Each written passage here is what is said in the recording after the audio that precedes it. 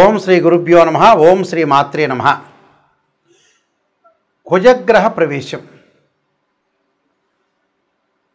ప్రధానంగా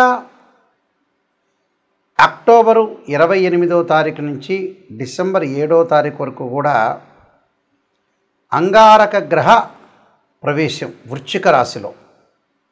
అంటే సంవత్సరం తర్వాత మళ్ళీ వృశ్చిక రాశిలోకి కుజుడు యొక్క తన సొంత రాశిలోకి ప్రవేశం జరుగుతుంది. కుజుడు సహజంగా ఒక రాశి నుంచి మరొక రాశికి మారటానికి 45 రోజుల కాలం పడుతుంది. అంగారగ్రహం కూడా ప్రధానంగా అన్ని గ్రహాల్లో ముఖ్యంగా ప్రధానంగా అంగారగ్రహం కూడా చాలా మోస్ట్ ఇంపార్టెంట్ ప్లానెట్. అంటే మార్స్ ప్లానెట్ యొక్క ప్రత్యేకత, దాని యొక్క కారకత్వాలను మనం చూసుకుంటే సుమారుగా 45 రోజుల పాటు కాలంలో ఒక రాశిలో దాని యొక్క కారకత్వం అనేది తెలుపుతూ ఉంటుంది. అంటే కుజుడి యొక్క కారకత్వాల్లోకి మనం ముందుగా వెళ్తే సత్వ భూ ప్రాకార రోగ ప్రణవ సాహస శస్త్ర అగ్ని సందర్శనోత్పాటన భాతృక కుజ అంటారు.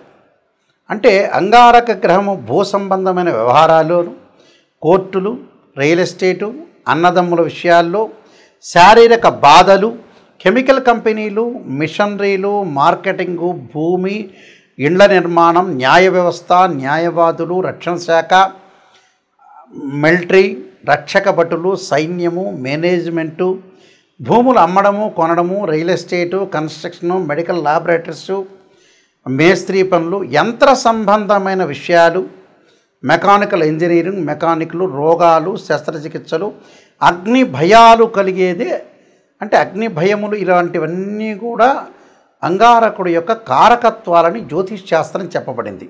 అంటే సత్వ భూ ప్రాకార రోగ ప్రణవ సాహస శస్త్ర అగ్ని సందర్శోత్పాటన భాతృక కుజ అన్నారు. అంటే కుజుడు సహజంగా మనకి ఇవన్నీ కూడా గోచారరీత్యా చెప్పబడే ఫలితాలు. బర్త్ చార్ట్కి గోచారానికి చాలా లాట్ ఆఫ్ డిఫరెన్స్ ఉండాలి, గుర్తుపెట్టుకోవాలి. సహజంగా ఎలా ఉంటుందంటే మృగశిర చిత్త ధనిష్ట నక్షత్రంలో ఎవరైతే జన్మించారో వాళ్ళు కుజమహర దశలో జననం అనేది ప్రారంభమవుతుంది. కుజుడికి వృశ్చిక రాశి, మేషరాశి స్వక్షేత్రాలైతే, అలానే నీచస్థానం కర్కాటక రాశి అవుతుంది. కర్కాటకానికి ఆపోజిట్లో ఉన్న ప్రధానంగా మకర రాశి ఉచ్చక్షేత్రం అంటారు. కర్కాటకం, సింహం, కన్య, తుల, వృశ్చికం, ధనస్సు, మకరం. మకరంలో ఉచ్చ ఉంటే దానికి సప్తమ స్థానం, కర్కాటకం నీచస్థానం అవుతుంది. అంటే భూ సంబంధ వ్యవహారాలు కానీ, కోర్టులు కానీ, రియల్ ఎస్టేట్ కానీ, కన్స్ట్రక్షన్ కానీ, ఇవన్నీ కూడా సైన్యము, మేనేజ్మెంట్, ఇవన్నీ కూడా తెలిపేది కుజుడు. అంగారకుడి యొక్క అనుకూలత కూడా ఉండాలి మనకి. ఇవన్నీ కూడా గోచారరీత్యా చెప్పబడే ఫలితాలు అంటారు. ఎప్పుడైనా గుర్తుపెట్టుకోవాలి మీరు. జన్మజాతకాన్ని అనుసరించేవి కావు. 50% మన చేతుల్లోనే ఉంటుంది. మనం ఏం చేయాలి, ఎలా చేయాలి, నిర్మాణాత్మకంగా ఎలా పోషించాలి, మనం ఏ విధంగా చేస్తే జీవితం అనేది డెవలప్మెంట్ అవుతుందని తెలుసుకొని ముందుకు వెళ్ళాలి. ఏదైనా సరే రాశి ఫలాల్లో నెగిటివ్ చెప్తే నెగిటివ్ అనుకోవద్దండి, దాన్ని పాజిటివ్గా తీసుకోండి. నిజాన్ని తెలుసుకుంటే మనం డెవలప్మెంట్ అయినట్టే. శ్రీయ లోపం పెరుగుట పెద్ద విద్య, లోపం ఎరిగిన వాడే పూర్ణుడవుతాడని దాని అర్థం. వృషభ రాశి వాళ్ళకి అంగారకుడు యొక్క ఫలితాన్ని ఒకసారి చూద్దాం. వ్యయాధిపతి, సప్తమాధిపతి అయిన కుజుడు సప్తమ స్థానంలో తన సొంత రాశిలో ఉండటం వల్ల ఏ విధంగా జరగబోతుంది చూసుకునేటట్టయితే, కుజుడు 7వ రాశిలో ఉంటే అన్న వస్త్రాది రాహిత్యం, సదా క్లేశ స్వబంధువు, కువార్త పుత్ర భాతృనాం. అంటే క్రోధ సప్తమేగే కుజే అన్నారు. అంటే కుజుడు 7వ రాశిలో ఉంటే కొంత రియల్ ఎస్టేట్ రంగంలో కానీ దరిద్ర బాధల నుంచి తప్పించుకోవాలి. దరిద్ర బాధలు కలపకుండా డబ్బు విషయంలో కొంత జాగ్రత్త పడాలి. కొన్ని సంతాపము, అశుభవార్తలు వినే అవకాశం, దానికి కుంగిపోకూడదు. కుటుంబంలో కలహాలు రాకుండా భార్యాభర్తల మధ్యలో అనుబంధ బాంధవ్యం పెంచుకొని ముందుకు వెళ్ళాలని అర్థం.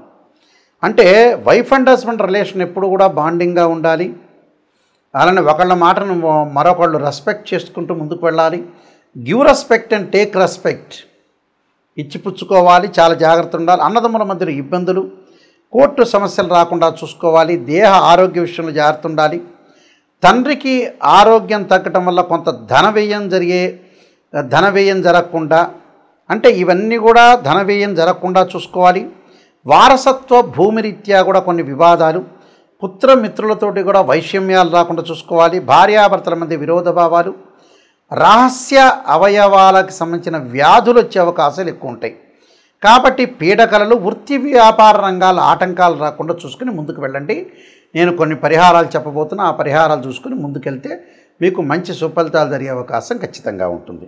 ఈ రాశుల వాళ్ళకి ముఖ్యంగా కుజగ్రహం అనేది అనుకూలంగా లేకపోతే అంగారక పాశుపత రుద్రాభిషేకము, కుజ జపము, అలానే కుజుడి యొక్క అభిషేకాలు, కందులు, ఎర్రని వస్త్రము, ఎర్రని గొడుగు, ఎర్రని పూలు దానం చేయమని చెప్తారు. ముఖ్యంగా అంగారకాగ్ని శక్త్యస్తాయ ధీమే తన్నో భౌమ ప్రచోదయాత్ అనే మంత్రాన్ని, తత్పురుషాయుందే మహాసేనాయ ధీమే తన్నో షణ్ముఖ ప్రచోదయాత్ అనే మంత్రాన్ని మంగళవారం ఉపవాసం చేయటం, అలానే ముఖ్యంగా 2 జంట సర్పాలను దానం చేయటం, రాహుకాలంలో దీపం పెట్టడం, ఇవన్నీ అందరికీ తెలిసినవే. ఎప్పుడు కూడా జీవితంలో మనం బాగుపడాలంటే నెగిటివ్ని తెలుసుకోవాలని పదే సార్లు చెప్తున్నా. చాలామంది ఈ మధ్యకాలంలో మేము డెవలప్మెంట్ కావట్లేదు అనే వ్యక్తులకి ప్రధానమైన సూచన ఏంటంటే, డబ్బును ఎక్కడ సద్వినియోగం చేయాలో అక్కడ సద్వినియోగం చేయలేకపోవటం అనేది ముఖ్యమైనది. డబ్బు లేకపోతే పర్వాలేదు, లేకపోతే అతను ఏం చేయలేడు. డబ్బు ఉన్నవాడు కూడా ఏం చేస్తున్నారంటే వివాహాలు, పిల్లల యొక్క పెళ్ళిళ్ళు లేటు కావటం. కారణం ఏమిటి అని అంటే, భగవంతుడు మనకు మంచిగా జ్ఞానాన్ని ఇచ్చాడు. ఆ జ్ఞానాన్ని మనం యూటిలైజ్ చేసుకోలేకపోవటమే లోపం. ఒక పర్సన్ ఉన్నాడనుకోండి, అతను మ్యారేజ్ బ్యూరోలో డబ్బులు ఎక్కువ అడుగుతున్నారని, లేకపోతే ఆస్ట్రాలజర్స్ ఎక్కువ అడుగుతున్నారని, లేకపోతే ఆ పెళ్లి సంబంధం వస్తే అంత దూరం హైదరాబాద్ నుంచి రాజమండ్రో గుంటూరో లేకపోతే హైదరాబాద్ నుంచి ఆదిలాబాదో లేదా బాంబేనో వెళ్ళాలని డబ్బులు ఖర్చు పెట్టాలనే ఉద్దేశంతో డబ్బులు ఖర్చు పెట్టలేకపోవటం, సరైన సంబంధం వచ్చినప్పుడు చేసుకోలేకపోవటం, సరైన ఇల్లు వచ్చినప్పుడు తీసుకోలేకపోవటం, అంటే ఏదైనా కోర్టు సమస్యలు, కోపము, ఉద్రిక్తము, ఆవేశం బాగా పెరిగే అవకాశాలు కూడా కుజుడితోనే ఉంటాయి. అంటే మన చేతుల్లోనే ఉంటుంది. చాలామంది కూడా సంతానం అనేది వద్దంటాం. పెళ్ళిళ్ళు కూడా మ్యారేజ్ బ్యూరోలో ఇంత అడుగుతున్నారు, ప్రతి వాళ్ళు ఇంత డబ్బులు అడుగుతున్నారు ఉద్దేశంతో వాళ్ళు ఉన్నవాళ్ళైనా కూడా పిసినారితనంతో మళ్ళీ పిసినారితనం ఉందా అంటే లేదు, మళ్ళీ వాడు ఏదో సెల్లో టీవీనో లగ్జరీగా వెళ్తూ ఉంటాడు. అసలు విషయానికి డబ్బులు ఖర్చు పెట్టడం అనేది నేర్చుకోండి. చాలామంది కూడా వివాహాలు కుజదోషం అంటారు. 2, 4, 7, 8, 12 స్థానాల్లో ఉంటే దాన్ని కుజదోషం అంటారు. 13 నక్షత్రాలకు కుజదోషం అనే ఎగ్జంప్షన్ ఉంటుంది. కొన్ని రాశులకు కానీ కొన్ని లగ్నాలకు కానీ కుజదోషం అనేది వర్తించదు. కేవలం వివాహానికి కుజదోషమే కాదు, శుక్రదోషం ఉంటుంది. ధనం సంపాదించిన కుజదోషమే కాదు, గురువు కూడా అనుకూలంగా ఉండాలి. అలాగా మనం చేసే పని అనేది ఏంటి, కరెక్టా కాదా అనేది తెలుసుకొని ముందుకు వెళ్ళాలి.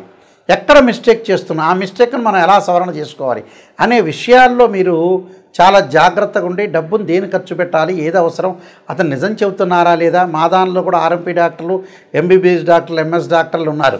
సరైనగా మీకు అనుగుణంగా చెప్పే వ్యక్తులు కూడా ఉన్నారు చాలామంది. అంటే మీరు నెగిటివ్ను మీరు జీర్ణించుకోలేరు కదా. అందువల్ల అలాంటి ఆస్ట్రాలజర్స్ కూడా ఈ మధ్యన తయారైపోయి జ్యోతిష్యమే కరెక్ట్ కాదనే ఉద్దేశంతో తయారైన వ్యక్తులు కూడా ఉన్నారు. జ్యోతిష్యం అనే శాస్త్రం పర్ఫెక్ట్గా చెప్పేవాళ్ళు కరెక్ట్గా చెప్తారు. అది నిజాన్ని తెలుసుకోవాలి. నిజాన్ని తెలుసుకుంటే ఖచ్చితంగా బాగుపడతారు.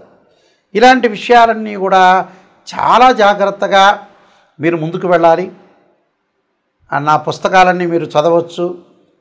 ఈ కుజగ్రహం గురించి వాటి గురించి కాలసర్ప యోగం అనే పుస్తకము, కాలసర్ప యోగ చంద్రిక, రాహుకేతులు, ఛాయాగ్రహాలు, అలానే జాతక చంద్రిక, వివాహ మార్తాండము, సర్వదేవతా గోత్రపులు, సప్తశాస్త్ర ఫలదీపిక, బృహత్ పరిహార సింధు, ఇలాంటి number of books Mohan publication వాళ్ళు ప్రింట్ చేశారు. నాయకంటి మల్లికార్జున శర్మ బుక్స్ అని కొట్టినా వస్తుంది. www.nayakanti.com కానీ .in కానీ కొడితే కూడా మీకు వస్తుంది. ఇవన్నీ కూడా వెబ్సైట్ అనేది చూడండి. ఏదైనా వాస్తు ప్రకారంగా బాగలేకపోయినా కూడా వాస్తు యంత్రస్థాపన, మహామత్యంత్రము, వాస్తు యంత్రము భూమిలో స్థాపన చేస్తారు పురాతనలో, వాస్తు ప్రకారంగా కూడా చూసుకోండి. ఏదైతే సమస్యలు ఉన్నాయో రియల్ ఎస్టేట్ వాళ్ళు కానీ కన్స్ట్రక్షన్ వాళ్ళు కానీ ఇల్లును గృహం ప్రకారంగా వాస్తు ప్రకారంగా ఉందా లేదా చూసుకోండి. కేవలం ఇంజనీరింగ్ ప్లానే కాదు, పురాతనలో ఆయం అనేది చూసేవాళ్ళు. అంటే ఆయం అంటే ఏంటంటే ధ్వజాయమని, సింహాయనమని, గజాయమని, ఖరాయని ఆయాలు కూడా ఉన్నాయి. ఆయాన్ని బట్టే మనం ఏదైతే పొడవు వెడల్పును లెంత్ను లెక్క వేస్తే మనకి ఏ ఆయం వచ్చింది, ఆ ఇంట్లో ఉంటే ధనం ఎంత, రుణం ఎంత, నక్షత్రం ఏంటి, ఆ ఇల్లు ఎన్ని సంవత్సరాలు ఉండగలుగుతుంది, ఇలాంటివన్నీ కూడా మీరు చూడండి. జ్యోతిష్ శాస్త్రం వాస్తు ప్రకారంగా ఎంతో డెప్త్గా వెళితే అన్ని విషయాలు రాశారని కూడా బయటకు వస్తాయి. ఖచ్చితంగా మా వెబ్సైట్ చూడండి, www.nayakanti.com ఆర్ nayakanti.in చూడండి. మీరు అన్నీ తెలుసుకోండి. ప్రతిదీ కూడా నా కాంటాక్ట్ నెంబర్ ఉంటుంది, ఆ కాంటాక్ట్ నెంబర్కి మీరు కాల్ చేయండి. ఖచ్చితంగా మీకు అన్ని విషయాలన్నీ కూడా క్లియర్గా నేను చెప్పేటప్పుడు కూడా మీరు వాయిస్ రికార్డింగ్ పెట్టుకోవచ్చు. జాతకం నేను చెప్పేటప్పుడు అందరూ కూడా must and should voice recording పెట్టుకోండి, నిజాలు తెలుసుకోండి, మీరు ముందుకు వెళ్ళండి. అబద్ధపు ముసుగులో ఉండొద్దండి. మీరందరికీ కూడా సుబ్రహ్మణ్య స్వామి యొక్క అంగారకుడి యొక్క అనుగ్రహం ఉండాలని ఆశిస్తూ సర్వే జనా సుఖినో భవంతు.